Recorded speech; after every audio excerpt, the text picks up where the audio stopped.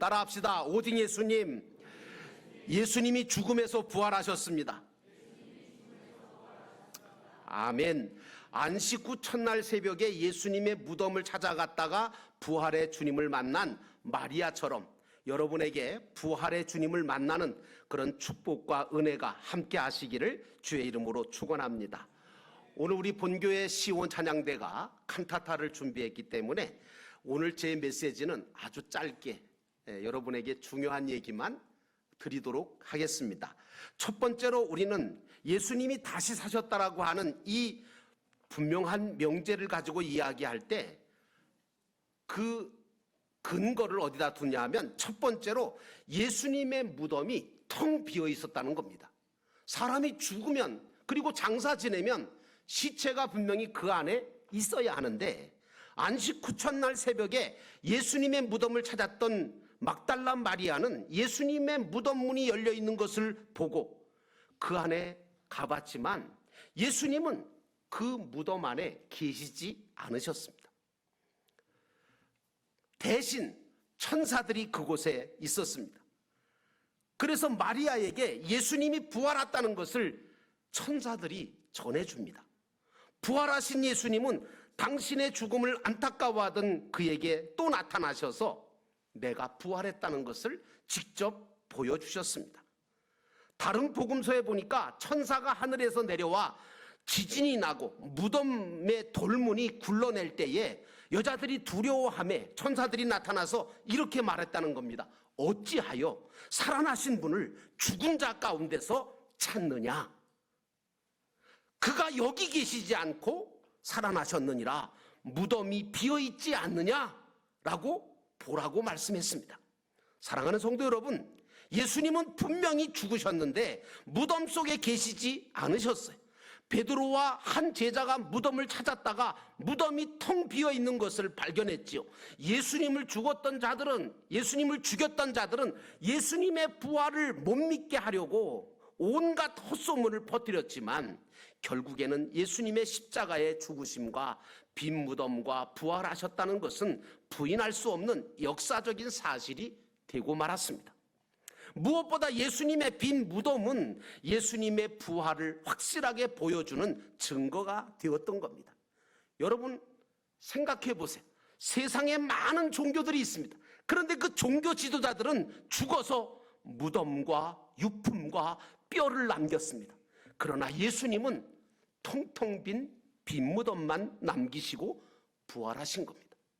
기독교는 그래서 부활의 종교고 생명의 종교일 뿐만 아니라 빈 무덤의 종교인 것입니다.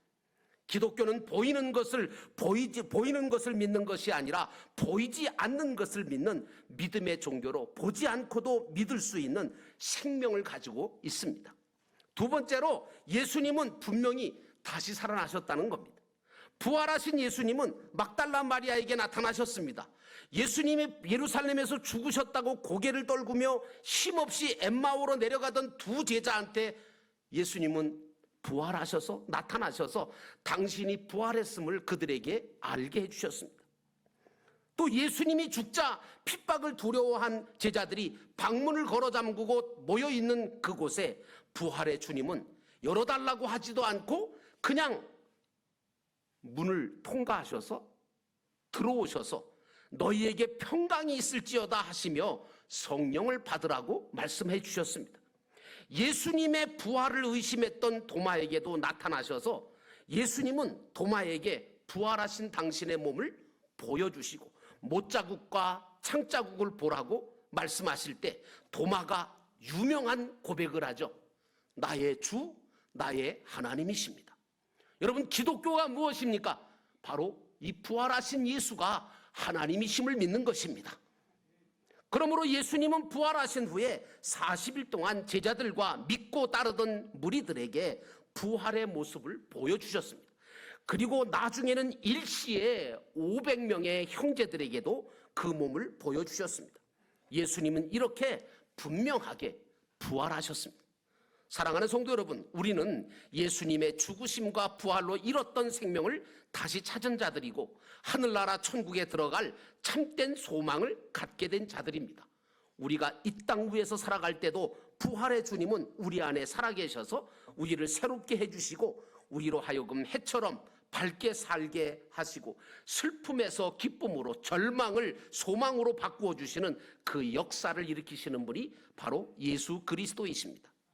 이제 부활절에 여러분들에게 마지막으로 말씀드릴 것은, 여러분들은 부활의 신앙을 가지고 살아가시기를 주의 이름으로 축원합니다. 부활절에 여러분에게 교회에서 뭘 주죠? 부활절 계란을 줘요. 한 개도 아니고 2개를 주죠. 여러분 오늘 퍼레이드 나가실 거예요. 퍼레이드에 많이 참석해 주시기 바라는데, 이 퍼레이드 할 때 우리도 그 계란을 준비해서 우리 지나가는 사람들에게, 또 곳곳에 있는 분들에게 전하려고 합니다. 그러면 왜 부활절에 계란을 여러분에게 드릴까요? 또 다른 사람에게 그걸 줄까요? 의미가 있어요. 첫째는 3가지 의미가 있는데, 첫째는 내가 부활할 예수 생명을 가진 자다라고 하는 거예요. 여러분들은 시장에 가시면 계란이 2가지 있는 거 아시죠? 유정란이 있고 무정란이 있고. 혹시 여러분들 그거 전문가십니까? 알아보십니까? 얘가 유정란이구나. 그거 어떻게 아십니까?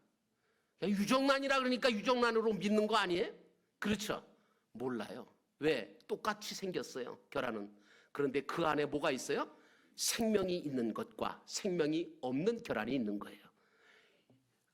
이 생명이 들어있는 유정란은 21일 동안 어미닭이 품으면 예쁜 병아리, 삐약삐약하고 태어나는 예쁜 병아리가 되지만, 무정란, 이 생명이 없는 이 계란은 아무리 품어도 병아리가 태어나지 않습니다.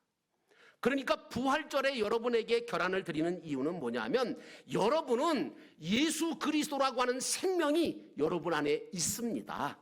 그래서 여러분들은 예수님처럼 부활할 겁니다. 그래서 드리는 거예요. 알고 드셔. 네.